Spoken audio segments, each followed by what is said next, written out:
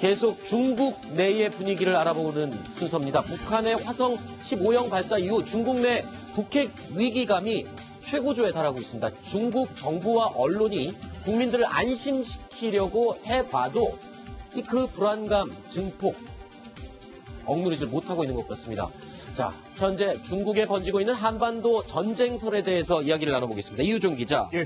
그러니까 중국 지린일보 힐림 지역이죠. 여기 지역신문으로 알고 있는데 핵무기 대처 요령 기사를 대대적으로 보도하면서 파장이 일었었어요. 그랬는데 심지어는 지금 국경 지역에 중국 정부가 난민 수용소를 짓고 있어요. 분명히 이건 만일의 사태에 북한에서 유입되는 난민들을 수용하기 위한 이런 시설이 아니냐 얘기가 나오고 있거든요. 네, 맞습니다. 그 장백현이라고 해서 창바이현의 그 북한 사람들을 위한 난민 수용소를 건설할 계획을 중국이 수립하고 있다는 것이 언론에 혹은 인터넷 매체에 꽤 많이 알려지고 있습니다. 네. 그 창바이현은요, 그 조선족 자치현입니다. 일단 한국 사람들이 굉장히 많이, 조선족들이 매우 많이 거주하는 곳인데, 이 문건이 왜 유출이 됐느냐? 그 중국에서는요, 여기에 대해서 5곳에 대해서 휴대전화가 터지는지 안 터지는지까지 체크를 하고 있었습니다. 굉장히 치밀하게 많이 조사를 했다는 것인데, 네. 그것을 차이나텔레콤, 그러니까 차이나 모바일 국영통신사가 점검을 하고 있었는데, 네. 이 문건이 온 인터넷판으로 유출이 되는 겁니다. 네. 그 상황이 밝혀지면서 지금 그 여러 가지 상황에서 중국이 북한의 급변 사태를 너무 많이 굉장히 준비하고 있는 것 아니냐 이런 얘기들이 나오고 있습니다. 지금 화면에 보는 중국에서 이 공개된 저 문건에 따르면 창바이현이요. 여기 5곳에 지금 난민 수용소를 짓는다고 하는데 얘기를 조금 살펴보니까 창바이현이 도대체 어떤 곳이길래 이 만일의 사태에 이 북한의 난민들이 가장 많이 몰리는 지역으로 지금 알려지고 있거든요. 이유가 그렇죠. 뭡니까? 여기가 네. 왜 그렇게 유명합니까? 단순히 아마 난민만이 아닌 네. 북한의 어떤 임시정부라든지 권력기관이라든지 또 군부대 시설이라든지 이것까지도 계산한 아마 수용소 비슷한 걸 건설한다 이렇게 봐야 됩니다. 네. 왜냐하면 6.25 때도 북한군이 이제 우리 반격에서 쫓겨가면서 최고사령부가 그 고산진 강계까지 갔는데 그때 이미 김정일이 9살 난 김정일이 7살 난 김경희, 김일성의 자녀들도 절로 지내보냈고 네. 또 만경대 혁명학원, 소위 그들이 엘리트 양성기진 만경대 혁명학원도 저기로 들이보냈고 김일성도 들어갈까 말까 하다 그냥 중공군이 개입하면서 안 들어간 거 아니겠습니까? 네네. 따라서 제가 볼 때는 약 260km의 그 백두산 밑으로 해서 260km의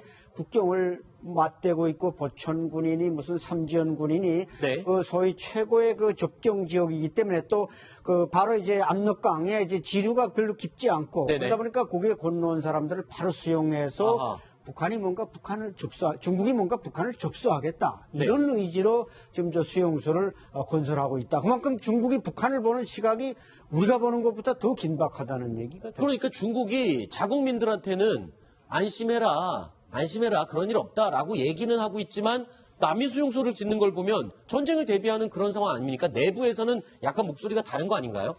전쟁뿐만 아니고 네. 포괄적으로 전쟁으로 북한 체제가 붕괴되든 네. 아니면 유엔 제재에 의해서 붕괴되든 아니면 또 북한 내부의 어떤 뭐 폭동이나 쿠데타에 의해서 붕괴가 되든 북한에서 엄청나게 많은 난민이 중국 쪽으로 올 것으로 예상하고 있습니다. 네. 특히 현재 장백현 쪽으로 엄청나게 많은 난민이 올 것으로 예상을 하고 네. 벌써 한 2, 3년 전부터 그 장백현에다가 난민 수용소를 벌써 계획을 하고 있었습니다. 네. 요번에 이제 거의 난민 수용소를 지금 건설한 동향이 거의 포착이 됐는데 네. 이것을 이것만 가지고 미국이 북한을 공격하기 때문에 네. 저것을 만들었다고 보기는 좀 그렇습니다만. 그래요? 네.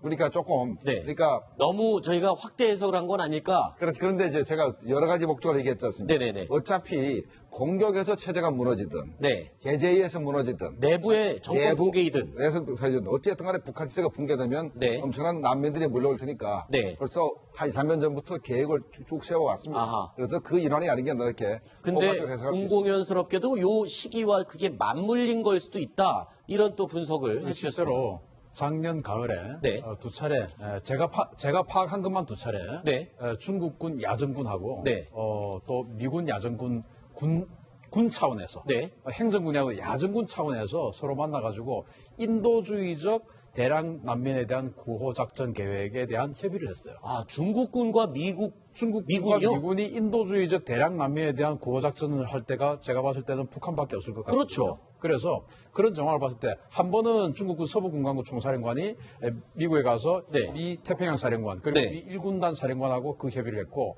또 다시 미국의 1군단에서 또 그 중국으로 가서 또 협의를 했거든요. 그리고 이 창바이현 말고도 그 중국의 그 지반이라고 있습니다. 우리 한국말로 지반, 중국말로는 지안이라고 있는데 그쪽에도 굉장히 큰 땅을 닦아놓고 네. 일반인을 완전히 통제하고 있는 거기가 아마도 저런 지역이 아닐까라고 판단도 하는 지역도 있습니다. 알겠습니다. 지금 뭐 중국군의 야전부대와 미국군의 야전부대가 대규모 난민을 처리하는 얘기까지 협의를 했다. 중국이 얼마 전에 최근에 지금 미국에 특사를 보냈다라고 지금 보도가 나오고 있거든요. 그런데 이게 목적이 이 전쟁을 막기 위해서, 한반도 전쟁을 막기 위해서 특사를 보냈다. 이런 관측이 나오고 있어요. 일단은 미국의 진위가 뭔가, 네. 정말로 미국 혼자서 독자적으로 북한을 공격할 것인가 하는 것을 알아보기 위해서 네. 중국의 외교부 부부장이 이제 미국을 갔습니다. 그리고 이제 또 하나는 현재 미중 간에 군사적 갈등이 굉장히 심하거든요. 남중국해에서 그렇고 최근에 이제 한미 연합훈련을 아주 강하게 하기 때문에 네. 거기에 대응하기 위해서 중국의 정찰기도 뜨고 또 대응하기 위해서 이제 78 집단군이 네. 대응훈련도 하고 그러지 않습니까? 네네. 그래서 그런 측면에서 미중 간의 군사적 갈등을 완화하기 위해서 중국의 외교부 부부장이 미국을 방문하는 겁니다. 네. 일단은 그러면 중국 내의 분위기는 우리가 우려할 만한 그런 정도는 아니다. 이렇게 이해를 해도 되겠습니까? 어떻습니까? 김정은 시장님. 그건 아닙니다. 그건 아니에요. 제가 아까 그 난민 수용소가 그 5개를 만든다 그래서 그게 네. 여러 가지 벌써 2, 3년 전부터 추진해 왔기 때문에 네. 그게 꼭 전쟁을 의미한 건 아니라고 얘기했지만 네. 그러나 현재 제가 볼 때는 중국에서도 네. 어차피 북한이 핵무기를 포기하지 않으면 네. 미국이 북한을 공격할 가능성이 굉장히 높다고 네. 예상하고 있습니다. 네. 그러면 지금 창바이현 주변에 그 사람들, 거기에 또 조선족들이 굉장히 많이 모여 있다고 하니까 거기 내 분위기를 살펴보면은 지금 현황을 좀 알 수 있겠군요. 그쪽 지역과 이제 일부 탈북민들이 그 가족도 있고 네. 친척도 있어 통화되는 내용들을 전해주는 데 따르면은 정부는 이제 걱정하지 말라.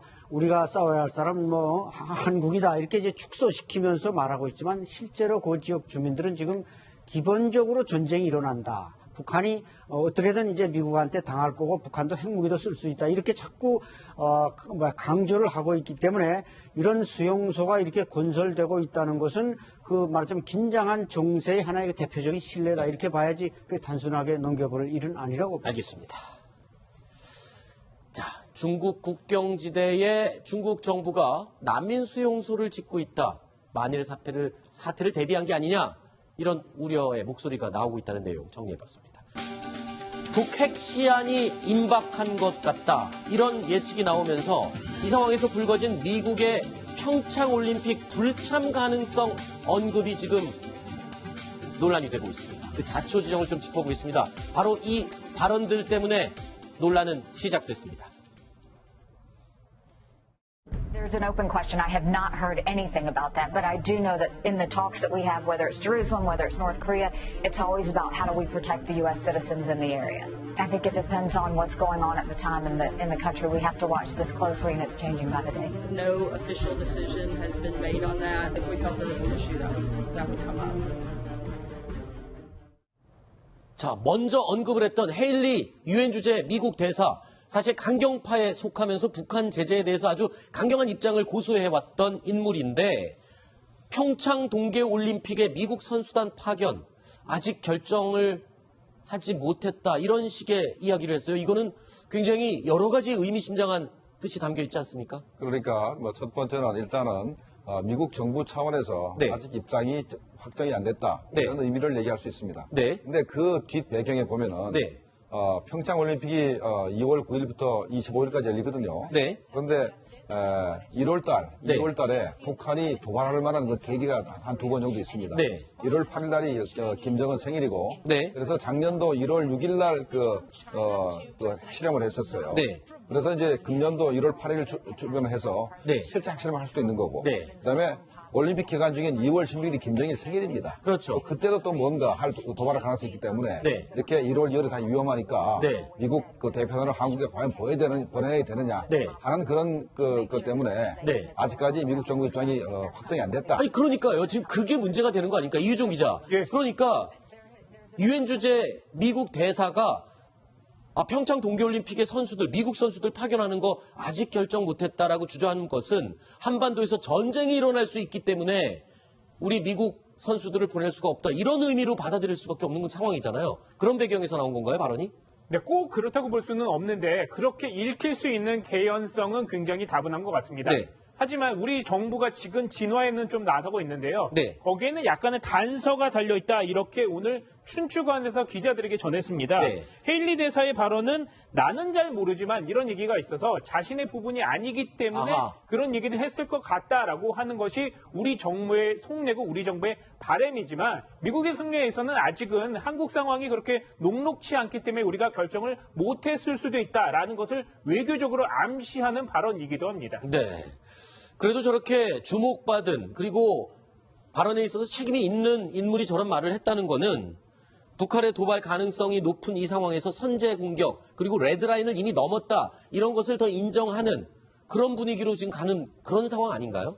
네, 이제, 네네. 그 헤일리 대사가 아까 그 TV 토론에서 한 이야기를 보면 네. 상당히 좀 무서운 말입니다. 그렇죠. 굉장히 무서운 말이죠. 한국 내에 있는 미국 그 시민들을 어떻게 철수시킬까에 대해서 대화 나눈 적이 있다라고 이야기를 했거든요. 네.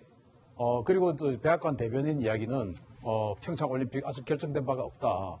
당연히 평창 올림픽이라는 것을 하면 그 세계 최강대국인 또 최대국인 미국 이런 나라들이 참가를 해서 세계 축제로 이루어져야 되는데 네. 마침 이 평창 올림픽 기간 중에 아까 김정은 실장님 말씀하셨듯이 네. 몇 가지 핵심적인 그런 어떤 그 도발 이슈가 있고 네. 또 25일까지 평창 올림픽이 열리고 바로 그 다음에 또 패럴림픽이 열려요. 네, 그렇죠. 그 기간 중에 키 리졸브 훈련을 합니다.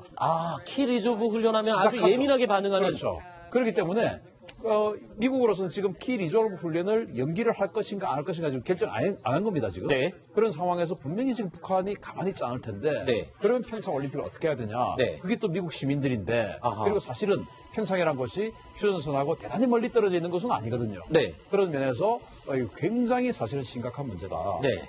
이거는 평창 올림픽의 성공을 떠나서 네. 우리의 안보가 굉장히 심각한 문제다 이렇게 볼 수 있습니다. 안철수 소장님, 그러니까 북한 입장에서 보면 뭔가 우리 남한에서 축제가 있거나 큰 일을 앞두고 있으면 거기다가 소위 말로 속된 말로 재뿌리는 행동들을 과거에도 많이 해왔지 않습니까? 그러니까 평창 동계올림픽도 김정은 입장에서 보면 뭔가 재뿌리기에 딱 좋은 그런 행사로 인식을 하고 있는 것 같은데 어떻습니까? 그렇습니다. 지금 뭐 30년 만에 다시 한번 지금 대한민국에서 올림픽이 열리니까 네. 북한으로서는 완전히 이게 또 열등감을 느끼는 데다가 아닌 게 아니라 지금 미국이란 강대국이 지금 뭔가 군사적 옵션을 만지작거리니까 네. 그게 대응해서 대한민국을 인질로 삼아서 특히 평창 올림픽을 인질로 해서 우리가 잿가루 뿌리겠다, 저 파탄 놓겠다 이런 식으로 북한이 오기장을 놓으면 사실 이걸 우리가 또 막을 길도 없는 상황입니다. 그렇기 때문에 과연 김정은이 그와 같은 모험을 할 것인지 말 것인지는 우리가 판단할 수 없지만 거기에 대한 대비는 우리가 충분히 할 필요가 있는 것입니다. 네. 참고로 우리가 그동안 세계적인 축제를 했을 때 어떤 도발을 했냐면 88 올림픽 직전에 북한이 뭐였습니까? 칼기 그랬죠. 공작을 했죠. 그리고 2002 월드컵 할 때 서해교전 이렇게 해서 그랬죠. 수리 357을 격침시켰습니다. 그러니까 지금 뭐 하계올림픽 월드컵 개최할 때 그렇게 했으니까 이번에도 가만히 있을 것이다라는 보장은 할 수 없다는 게 걱정입니다. 물론 도발의 주체는 달라졌습니다만 북한의 그러한 방식 자체는 크게 변하지 않을 것 같다. 이렇게 예측을 할 수 있을 것 같습니다. 이런 가운데 자, 한반도 상황을 위험한 상황이다. 지금 레드라인까지 거의 다가갔다라고 판단하는 듯한 그런 움직임은 또 한 가지 있습니다. 미국 내에서 주한미군 가족들을 더 이상 한국으로 추가로 보내지 말고 되레 다시 돌아오게 하자. 이런 목소리가 계속해서 높아지고 있습니다. 최근에도 그런 이야기가 나왔었는데 또 나왔네요. 확인해 보시죠. The military should stop today sending spouses and children to South Korea, and they should gradually draw down the spouses and children who are in South Korea. It's crazy to send spouses and children to South Korea given the provocation of North Korea. 그레이엄 의원 같은 경우에는 이 주한미군 철수해야 된다는 얘기를 강하게 얼마 전에도 했습니다. 그런데 미 국방부에서 그런 일 없다. 그런 계획 없다라고 얘기를 했거든요. 하지만 자꾸 주한미군 가족 철수 얘기가 저렇게 빈번하게 나오는 걸 보면 그 위험성이 점점 높아져 있다라는 거를 우려하는 그런 상황 아닙니까? 그렇죠. 그러니까 북한이 핵을 포기하지 않기 때문에 네. 미국 입장에서 선택할 게 딱 두 가지밖에 없습니다. 하나는 북한을 공격을 해서 핵미사일 시설을 제거하든가 네. 아니면 대화를 해서 북한을 핵폭으로 인정하고 평화협정을 체결하는 쪽으로 가든가 두 가지를 선택해야 되는데 네. 현재 미국 쪽에서 북한과 대화를 해서 북한 핵을 인정하자는 목소리가 나오긴 합니다만 네. 이거는 제야에서 나오는 것이고 미국의 공화당이라든가 정부 쪽에서 나오는 건 대부분 다 북한을 공격하는 쪽 그 목소리가 높습니다. 그렇기 네. 때문에 대화보다는 공격적으로 자꾸 이렇게 쓸려가는 그런 상황이라고 봐야 되겠습니다. 네. 자, 전해드린 것처럼 헤일리 유엔 주재 미국 대사 평창 동계올림픽에 미국 선수단을 파견할지 여부를 아직 결정하지 못했다. 이런 입장을 밝혔습니다. 하지만 우리 정부에서는 이번 평창 동계올림픽을 꼭 성공적으로 치러야 하는 그런 소망이 있습니다. 자, 여러 가지로 복잡하게 얽히는 한반도 주변 정세. 앞으로 어떻게 될지 계속 지켜봐야 할 겁니다. 그럼 중국이 북한을 보는 시각이 우리가 보는 것보다 더 긴박하다는 얘기가 돼요. 그러니까 중국이 자국민들한테는 안심해라 그런 일 없다라고 얘기는 하고 있지만 난민 수용소를 짓는 걸 보면 전쟁을 대비하는 그런 상황 아닙니까? 내부에서는 약간 목소리가 다른 거 아닌가요? 전쟁뿐만 아니고 네. 포괄적으로 전쟁으로 북한 체제가 붕괴되든 네. 아니면 유엔 제재에 의해서 붕괴되든 아니면 또 북한 내부에 어떤 폭동이나 쿠데타에 의해서 붕괴가 되든 북한에서 엄청나게 많은 난민이 중국 쪽으로 올 것으로 예상하고 있습니다. 네. 특히 현재 장백현 쪽으로 엄청나게 많은 난민이 올 것으로 예상을 하고 네. 벌써 한 2, 3년 전부터 그 장백현에다가 난민 수용소를 벌써 계획을 하고 있었습니다. 네. 이번에 이제 거의 난민 수용소를 지금 건설한 동향. 계속 중국 내의 분위기를 알아보는 순서입니다. 북한의 화성 15형 발사 이후 중국 내 북핵 위기감이 최고조에 달하고 있습니다. 중국 정부와 언론이 국민들을 안심시키려고 해봐도 그 불안감 증폭 억누르지 못하고 있는 것 같습니다. 자, 현재 중국에 번지고 있는 한반도 전쟁설에 대해서 이야기를 나눠보겠습니다. 이유종 기자. 예. 그러니까 중국 지린일보 힐림 지역이죠. 여기 지역신문으로 알고 있는데 핵무기 대처 요령 기사를 대대적으로 보도하면서 파장이 일었었어요. 그랬는데 심지어는 지금 국경 지역에 중국 정부가 난민 수용소를 짓고 있어요. 분명히 이건 만일의 사태에 북한에서 유입되는 난민들을 수용하기 위한 이런 시설이 아니냐 얘기가 나오고 있거든요. 네, 맞습니다. 그 장백현이라고 해서 창바이현의 그 북한 사람들을 위한 난민 수용소를 건설할 계획을 중국이 수립하고 있다는 것이 언론에 혹은 인터넷 매체에 꽤 많이 알려지고 있습니다. 네. 그 창바이현은요, 그 조선족 자치현입니다. 일단 한국 사람들이 굉장히 많이, 조선족들이 매우 많이 거주하는 곳인데, 이 문건이 왜 유출이 됐느냐? 그 중국에서는요, 여기에 대해서 5곳에 대해서 휴대전화가 터지는지 안 터지는지까지 체크를 하고 있었습니다. 굉장히 치밀하게 많이 조사를 했다는 것인데, 네. 그것을 차이나텔레콤, 그러니까 차이나 모바일 국영통신사가 점검을 하고 있었는데, 네. 이 문건이 온 인터넷판으로 유출이 되는 겁니다. 가면서 최고사령부가 그 고산진 강계까지 갔는데 그때 이미 김정일이 9살 난 김정일이 7살 난 김경희, 김일성의 자녀들도 절로 지내보냈고 네. 또 만경대 혁명학원, 소위 그들이 엘리트 양성기진 만경대 혁명학원도 저기로 들이보냈고 김일성도 들어갈까 말까 하다 그냥 중공군이 개입하면서 안 들어간 거 아니겠습니까? 네네. 따라서 제가 볼 때는 약 260km의 그 백두산 밑으로 해서 260km의 국경을 맞대고 있고 보천군이니 무슨 삼지연 군이니 네. 그 소위 최고의 그 접경 지역이기 때문에 또 그 바로 이제 압록강에 이제 지류가 별로 깊지 않고 네네. 그러다 보니까 거기에 건너온 사람들을 바로 수용해서 아하. 북한이 뭔가 중국이 뭔가 북한을 접수하겠다 이런 의지로 지금 저 수용소를 건설하고 있다고 합니다. 그 상황이 밝혀지면서 지금 그 여러 가지 상황에서 중국이 북한의 급변 사태를 너무 많이 굉장히 준비하고 있는 것 아니냐 이런 얘기들이 나오고 있습니다. 지금 화면에 보는 중국에서 이 공개된 저 문건에 따르면 창바이현이요. 여기 5곳에 지금 난민 수용소를 짓는다고 하는데 얘기를 조금 살펴보니까 창바이현이 도대체 어떤 곳이길래 이 만일의 사태에 이 북한의 난민들이 가장 많이 몰리는 지역으로 지금 알려지고 있거든요. 이유가 뭡니까? 여기가 왜 그렇게 유명합니까? 단순히 아마 난민만이 아닌 북한의 어떤 임시정부라든지 권력기관이라든지 또 군부대 시설이라든지 이것까지도 계산한 아마 수용소 비슷한 걸 건설한다 이렇게 봐야 됩니다. 왜냐하면 6.25 때도 북한군이 이제 우리 반격에 의해서 쫓겨